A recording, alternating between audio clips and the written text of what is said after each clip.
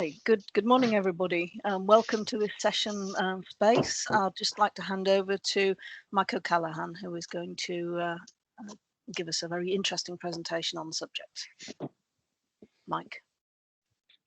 Great, thanks, Selena. Thank you, and good morning to everyone. I hope you've enjoyed the session so far and listening to the really exciting time we find ourselves in for defence, science and technology. Please mute down on the other line. Thank you very much.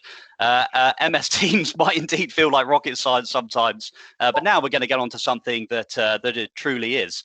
I'm Dr. Mike O'Callaghan, as mentioned, one of DSTL's senior principal program managers. And I've got the immense privilege of running DSTL's space R&D activities. If you could mute down on the end of the line, that'd be great. So I called this session Space, the Next Frontier for Research and Development. And today I'm going to be talking about the significant defence and UK ambition for space. And in particular, providing some deeper insight into the direction coming from the government's integrated review and defence command paper that we've already heard about, both available on gov.uk. The focus that defence will carry out more space-related science, R&D, and operational concept demonstrators. I'll come on to that. And I'll be talking about how DSTL is responding to the significant ambition and challenge laid out within the integrated review, as you've already heard from Nick Jode and others, and why you should work with us on this exciting journey, and then what you can do to engage with us. And I think the change and acceleration for us, especially in the space domain, is gathering pace, and space is right at the leading edge of this. And I'm really excited to be leading our space activities at this time when we have our most substantive investment in defence space R&D since the 1970s. We've more than doubled our people working on space in the last 5 years, and DSTL as a whole, as you will have, I'm sure, have noted, is actively recruiting 300 people right now, so it's exciting times. And whilst we're growing our people to deliver against the ambition, equally, a lot of this new investment in space will be critically reliant on you, our suppliers and partners, to deliver. So we need you to engage. But I need to start with what MOD's vision for space is. Well, you can find it in the documents I just mentioned, but I will give you a brief summary. Now, these note that space will underpin the delivery of MOD's integrated operating concept for 2025. You can also read this on gov.uk. And this sets out a new approach to how UK defence operates in an era of persistent competition and rapidly changing nature of warfare, where the threats we face are rapidly evolving every day, as Doug Umbers mentioned earlier. And where there's no battlefront, but where the competition sits across many arenas, from cyber to space and everything in between. Now, within that strategic framework, detailed within the integrated review, which includes strategic advantage through S&T as one of 4 objectives, as you heard from Nick earlier, space is highlighted as an area for growth, towards the UK being a meaningful actor in space. And this through a dual approach between civil and military, supporting growth of UK commercial sector and ensuring we have the capabilities to protect and defend UK interests in space. Now, the UK's prioritised ambitions within the space domain are being delivered through the establishment of the Defence Space Portfolio. And this is led through the MOD Space Directorate and UK Space Command, both of which we're already working really closely with here at DSTL. Now, MOD is investing around $5 billion over the next decade to enhance our satellite communications capabilities through the Skynet programme, but also a further $1.4 billion in the acquisition and development of new initiatives. Now, the review also highlighted that it will be in research and development in space, where we will accelerate development and adoption of new technologies, signposting a path alongside that of being a science superpower to meet the government's ambition to be a meaningful player in space by 2030, and that defence will carry out more space-related science activity, R&D, and operational concept demonstrators. And personally, I think this reflects on how R&D intensive space is as a commercial endeavour, as well as a critical capability for the UK. A recent report by the UK Space Agency on the size and health of the UK space sector, which was put together by a company called Dstl, noted that space is 5 times more R&D intensive than the UK average. So it's critical we're leveraging that R&D intensive commercial sector into defence to advance our capabilities. And so what about DSTL? What is our role in this, and what is our vision to get after these challenges? As you will have already heard, Dstl delivers work across the TRLs up to around TRL 6. And this takes us from longer term science and technology directed by DST, going back to things that Nick Jode was saying, through to the work we're doing for UK Space Directorate and Space Command for this defence-based portfolio, which I mentioned. And that's focused more on technology demonstration and operational concept demonstrators. What do I mean by that? Well, demonstrating real hardware in a representative environment, i.e. in space, to inform the next stages of procurement, typically handled by MOD's procurement agents, that's Defence Equipment and Support, or Defence Digital.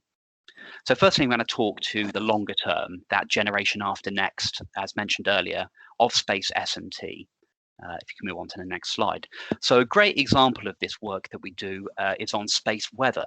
That's developing models to aid understanding of the Earth's upper atmosphere, the ionosphere.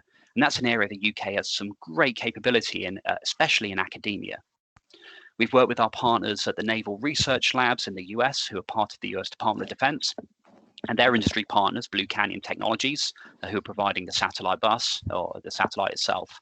And that's with our UK partners, University College London, University of Bath, University of Surrey, and Surrey Satellite Technologies Limited, who have delivered 3 highly miniaturized payloads, collectively called IRIS. Now, this system is built, it's ready for launch, and it's due to go up later this year through the US Space Test Program, where the US provide access to launch for defense experimentation activities. If you can mute down, please, that would be great.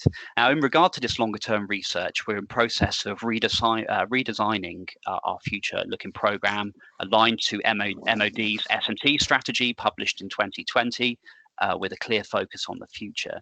Now, these will lay the foundations for where we want to be in 2035 and beyond. What are those future challenges we might face? Now, for those who are familiar with space technology, I think this will be familiar ground. You can read loads of articles online that we're all going to be mining asteroids in 2040 or sooner. And for me, this is the key for us at Dstl. What will the defense challenges be of such endeavors? Now, the US Space Force, for instance, has been called to protect all American interests in space. So if this really did take off in the future and the UK was licensing such space activities, what would that mean for what we should be doing at Dstl? And that is the kind of big picture thinking we're doing through work on space futures, for instance, as we grow in this important area. But also thinking of the next challenges in areas such as understanding what's going on in space, that's space domain awareness, new technologies for satellite communications, for instance, maybe operating in different parts of the electromagnetic spectrum, or other areas. And as we redesign this part of the program, the future-looking program over the course of this year, there'll be new opportunities and new challenges coming through later in 2022. So something to look out for later this year and into next year. If I could ask whoever's unmuted to mute, it would be fantastic. Thank you very much. So a lot of the new investment announced in the Integrated Review for Space is looking nearer term, actually, conducting first-of-a-kind experimentation, as I mentioned, for this defence space portfolio, and from the Defence Innovation Unit as well. Now, Dstl will be playing a key delivery role in the R&D phase of this, with a lot of new activity being undertaken, especially in the next 4 years. Now, a big initial focus over these next 4 years will be around space-based Earth observation, or in defence speak, intelligence, surveillance, and reconnaissance. So whilst it's easy in this to get distracted by the space layer, the satellites, which tend to be the sexy bit, the launch, as part of this work, we will be flying a number of space-based demonstrators over the next few years. The focus is really on developing our understanding of the whole system, or the enterprise architecture, if you will, that will allow us to turn data from space into actionable intelligence and to get that into the hands of a military user as fast as possible. Now, indeed, we have received from the Defence Innovation Unit targeted R&D investment of £140 million over the next 4 years to develop this, known as Project Minerva. Now, this enterprise solution will need to have security built in from the outset. It will need to be resilient to ensure it can support users, wherever they are in the world. And as well, it will need to integrate a range of UK, international, commercial, and other systems to ensure we realise the full potential of space for our military users. Now, another key tenet, one I'm sure has already been touched on already, I think it was touched on earlier, is about multi-domain integration. Now, we can't operate our space capability in a stovepipe. Any space system also needs to be able to talk to and integrate with other systems on the ground, in the air, or at sea. And if that wasn't enough, we need to think about building autonomy into our system from the outset as well. We want to leverage from the best already out there in the research domain and commercial sector to explore through R&D what this architecture should look like over the next 4 years, and then thinking about into operational capability. Now, there are a number of critical elements in the space segment, the ground segment, the communications layer, but also the brains of the system. That's controlling the tasking of satellites and the data processing and dissemination of data, information, and intelligence. Now, all of that will have significant R&D activity going on over the next 4 years. And whilst I mentioned I won't discuss the space segment, it will obviously be equally important in conducting that experimentation on things like space-based autonomy and onboard processing, synthetic aperture radar, and other sensor types. Optical communications, applications of software-defined radios in space, and a number of other challenges. And a number of these demonstrator programs and activities are indeed already underway. If you could move on to the next slide. So we've already established Dstl's R&D ground station in Portsmouth, part of an international network of R&D ground stations. We already have on contract, shown bottom right there, our optical ground station with Kinetic, and we'll soon announce who'll be delivering the space segment for this mission, shown top right. We're also working with a company called In-Space Missions Limited on their next mission, not shown in a picture here, but called Prometheus 2. And this is following hot on the heels of their recent successful launch of a satellite called Faraday Phoenix, which was a CubeSat launched on the recent SpaceX mission called Transporter 2, if you follow activities going on around SpaceX. Now, Prometheus 2 is due to launch in the first half of 2022. It's a pair of CubeSats, and this will start to build out some of our understanding on those questions of interoperability, being very much an international mission, bringing together inputs from the US, Australia, Canada, and New Zealand within a UK MOD-owned and operated platform, and also working with industry, especially as well Airbus Defence and Space for the UK payloads. So this is all very well, but where does this R&D investment go in the future? What's the roadmap? We need to ensure we have exploitation built in from the outset. This means we must work really closely, as we're already doing on a near daily basis, with colleagues in MOD Space Directorate, UK Space Command, Defence Digital, and Defence Equipment and Support to ensure our R&D crosses over that valley of death into acquisition. Now, this work, as I've already mentioned, is all part of that £1.4 billion announced in the integrated review for space over the next 10 years. So there is a pipeline through that investment to go from R&D to ops built in from the beginning. And we're working closely with the new space delivery team in DNS to turn this into reality.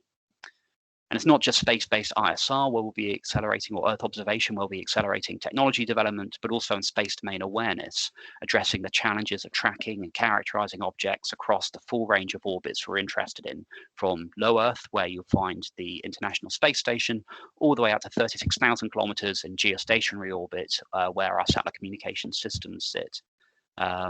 Now, again, we're working closely with our colleagues in UK Space Command to build out R&D activities in support of this space domain awareness pipeline of activity, with more on this to come in the near future.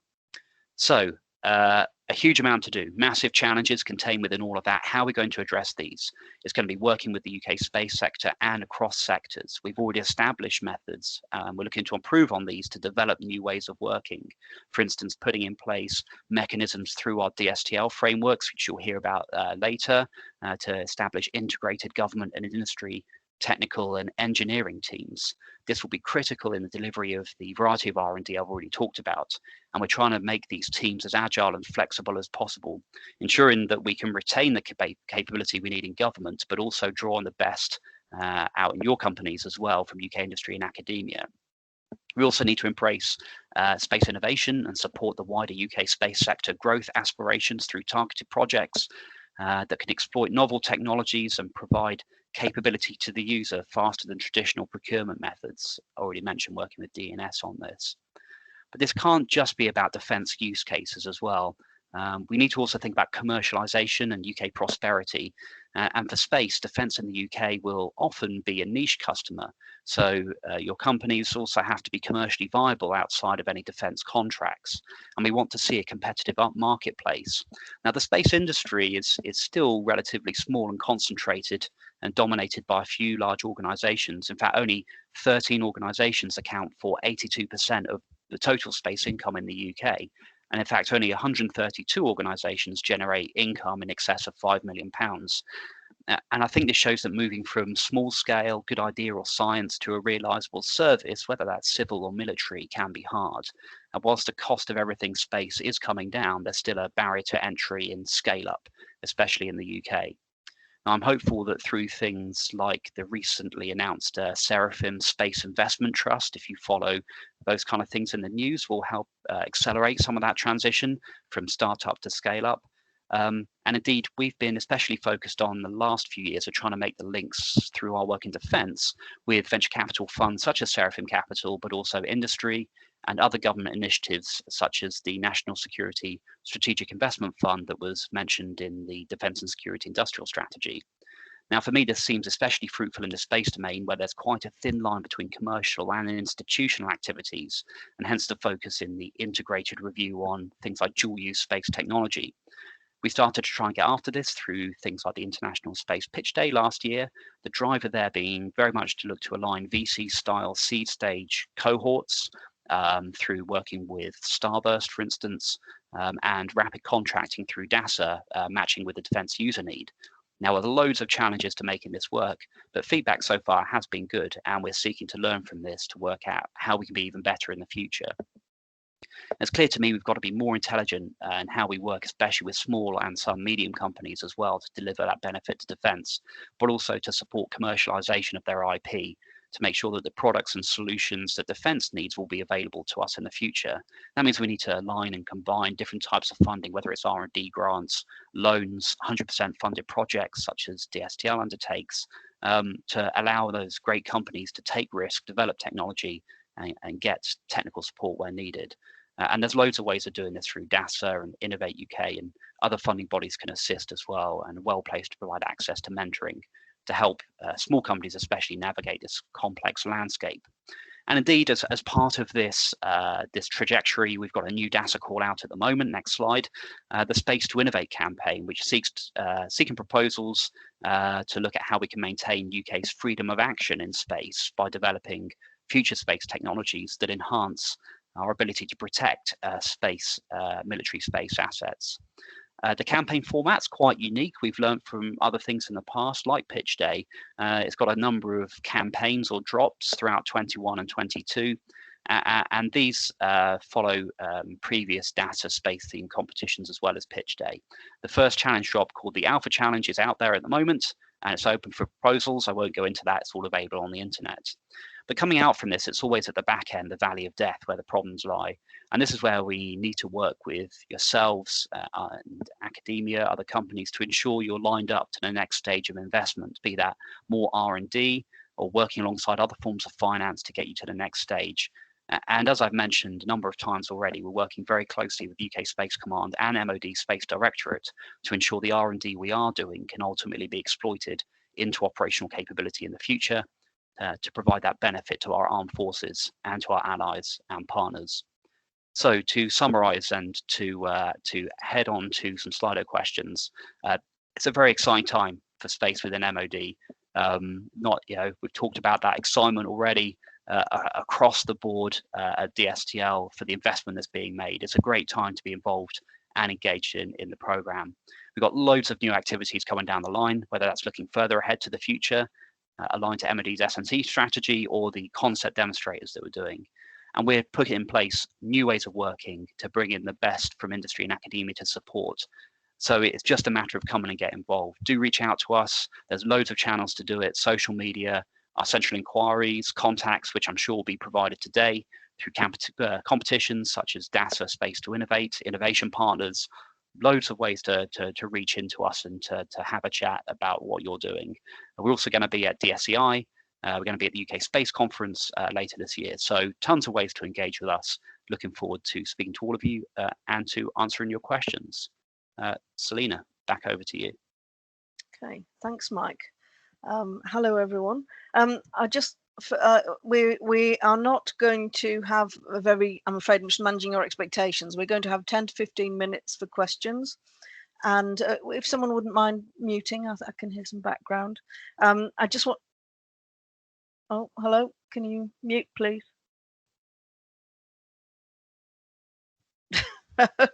I can hear someone else talking in the background. Can you hear me okay? Yes, you're great, Selena. Carry on. Okay, thank you. I'd just like to apologise to Simon Atkinson about his question. It's about the contractual routes. We are going to cover that later, Simon, in the commercial session, so I'm going to ignore that question if that's okay. So we started to get a few in now. There were only 3 for a while, so I'll start with the top 3, but we've got time for a couple more. So Mike, interoperability is always a problem. Is Space looking to tackle this directly through Space assets is the question. That's an absolutely brilliant question, and I started to touch on that with the discussion about Project Minerva. And the great thing for Space actually is that we're starting actually from a relatively greenfield site, not completely, but certainly in the ISR domain. We're starting from a low baseline, as you were, and that means we've got the opportunity to think about how we build in interoperability from the outset. Now, we're not starting from square one on this. I said it's a greenfield site, but we have been working with our international partners for a number of years already to understand how we can be interoperable with the space systems that our partners have and that we already have access to, whether that's from the US, from Canada, from Australia, from New Zealand, etc. And that's not just in the space segment either, but that's in the ground segment as well, to look at how we could, for instance, use other nations' assets to task our satellites or vice versa. Now, that comes with lots of technology challenges around standards and interface control documents and how we're all going to work together across different nations and systems. But it also comes with lots of policy and legal challenges as well to how we might do that, because I'm sure you're aware from the question that nations work with space-based data in lots of different ways. They have lots of different legal frameworks that surround that. About how sensor data can be used and shared, and different locations around the Earth that are able to be tasked or not to take pictures. And so we've got to use, through our R&D, we're exploring some of those challenges as well to understand, for instance, how we might be able to automate some of those aspects of policy or legal, which can be done. So there's some technology solutions we can bring to bear on that as well. So it's certainly a big challenge. It's a massive focus of what we're doing, really to kind of build out that notional architecture of what the future might look like, and all of that is built into it. So hopefully that answers your question. I'm looking to move on to the next one.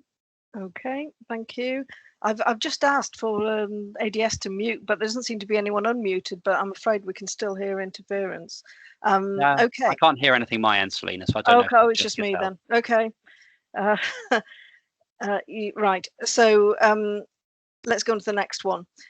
You mentioned about system of systems, enterprise architecture, and systems architecture. The space industry has moved towards model-based approaches and model-based systems engineering to solve interoperability issues. Would you be following similar approaches? Yeah, another great question, and I can say that we're absolutely following that exact approach. So my lead looking at integration and interoperability within the program has built up our models around all of this using an MBSE approach, and also already drawing in expertise from industry to support doing that. So the answer is yes, we absolutely are doing that. Okay, thank you, Mike. The next one, which is one of our early questions, how applicable is electronic warfare in the space domain, in your opinion? So I think I'm going to take this with the Russia and China question that's further down the line as well. And it's no secret from the news, that there are a number of nations that are looking to develop space-based capabilities that may pose a threat to us in the future. And I think the thing I would say against those questions is around resilience. And the thing that we're interested in from a defense perspective is how we can make sure we can protect and defend the assets that we have in space or that we're going to put up in space in the future. And it actually comes back to that question about architectures as well. It's how can we, again, draw on what's already been done commercially, but by other nations as well, to build resilience into our system from the outset. And that could take a number of different facets. You can get resilience from just proliferating capability, or by disaggregating from one larger system to multiple different systems. But we can also get that resilience from building security into our telemetry tracking and control. We can get it from looking at the cyber resilience of our platforms and our ground segment and all of that. So we're really looking at that from a number of angles, but the focus for us is how to make sure that our systems that we've got right now are going to be resilient to operate in what is increasingly a competed, contested and congested environment in the future. Okay. Thank you, Mike.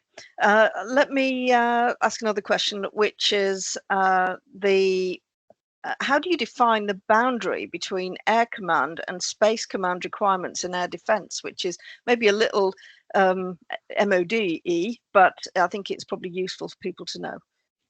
Yeah, I won't go into detail on that. I mean, it is a question I would encourage you to find a forum to pose to UK Space Command and Space Directorate. It is more a question for them.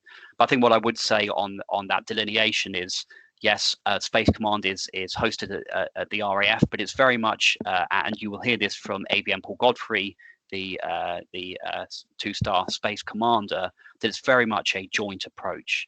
It's drawing in personnel from tri-service. Now, of course, you can look at the air domain and look at air defense and the parallels there. Electronic warfare was already mentioned in the land domain, and we can look at communications and look beyond line of sight communications, and there are space and non-space solutions to that. So there's plenty of touch points to other domains, other programs, other areas. And what we need to do is, I'd say space has grown up from what was quite a niche sport maybe 10 years ago to being something that is, very broad now, very connected to other areas. And what we need to make sure we do is that we're leveraging what's already going on in the other domains, making sure we're integrating with it, but also using that to build out the space capabilities we need that meet MOD's key requirements and fill some of those capability gaps in the future. Okay. Thank you. Beyond the optical ground station you showed, what are the likely priorities and areas of investment in the ground segment? So that's a really good question.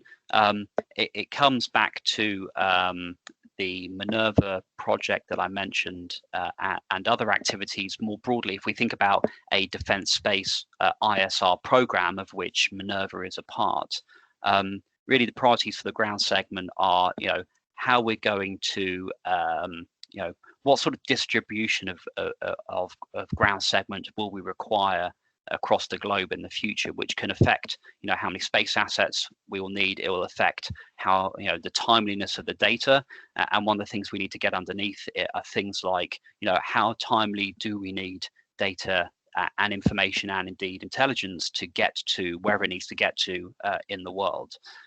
So we will be building out that ground segment within sort of R&D sphere to inform those next procurement activities. And that will include looking at things like, I've talked about resilience in the space segment, but also in the ground segment as well, to make sure that we're able to operate that ground segment at the right levels of classification and to make sure that it is interoperable and integrated with our international partners. Again, a continuing big drive over the next few years.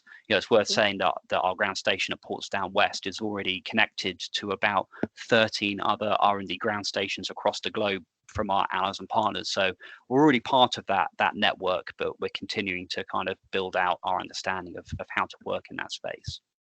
Okay, I've just got time for two really quick questions because we've got a break after this, so we can go just a slight bit longer. So the first one is a question from the meeting chat, which is what systems teams are in place already thinking about generation after next technology in the space domain? So obviously we've got a S&T program that's been running since 2017.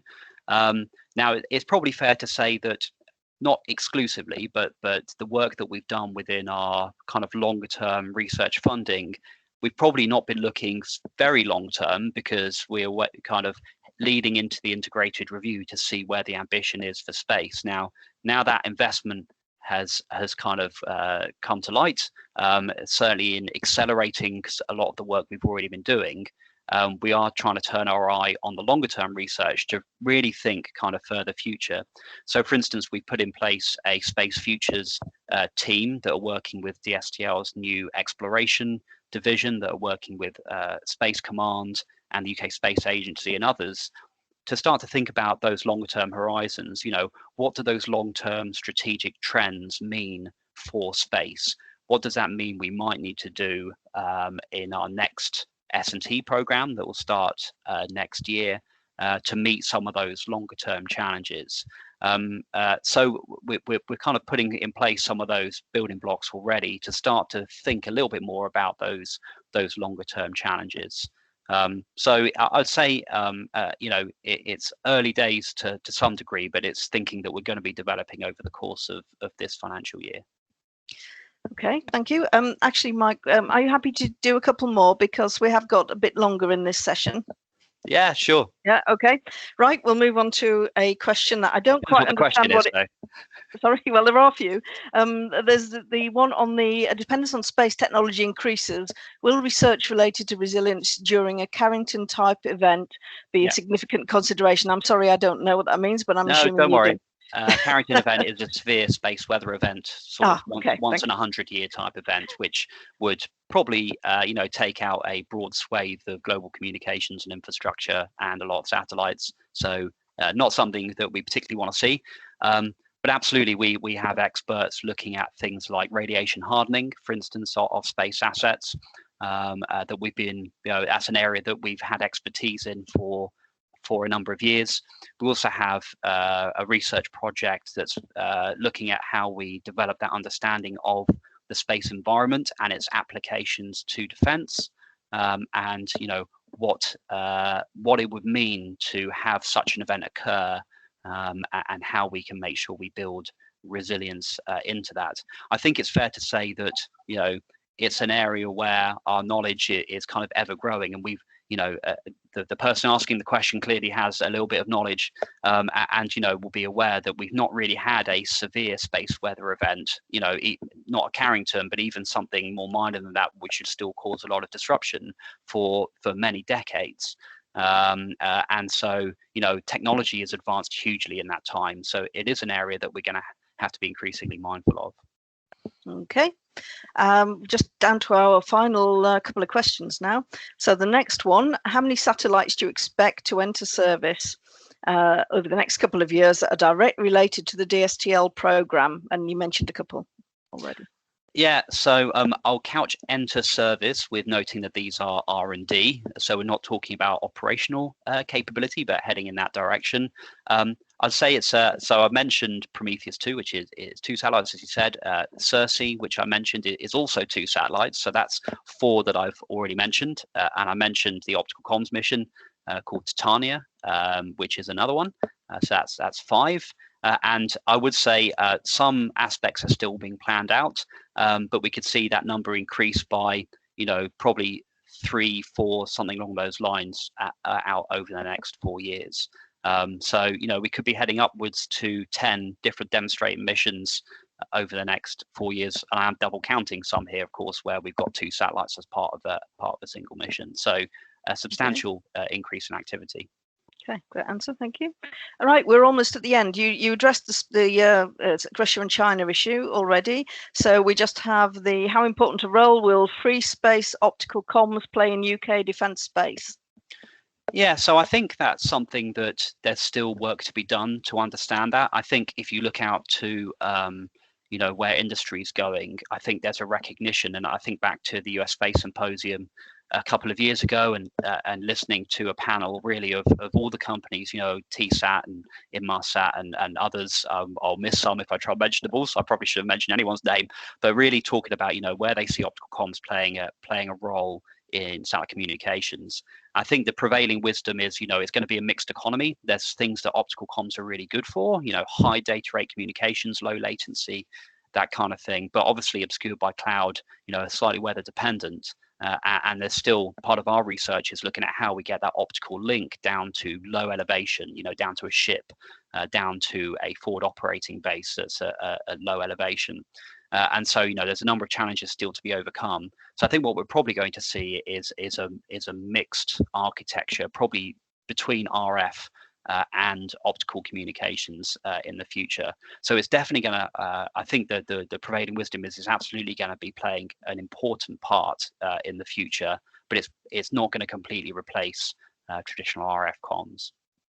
Okay. Thank you. I think that wraps it up. Excellent questions, and thank you very much, Mike, for your patience in answering all of those. And looking forward to the SME Searchlight event later in the year. There are details coming up right at the end to remind you, and there will also be an information pack sent out as after this event. So those details will be there. So those of you who are still interested in space, the next frontier for research and development, please come along and you can talk to Mike and team in more detail. So thank you, everyone. Thanks. Thanks, Selena. Thank you, Mike. So just to wrap up, we've managed to claw back a little bit of time. So just to give you the heads up, we're going into a break now, and then we will reconvene into 2 more breakout sessions before the lunch. So both sessions will be running at 11:45. Your choices are S&T Futures, Making Sense of the Unknown, or Defense and Protect, the Future of Weapons. If you have already signed up for those, you will have the dial-in details.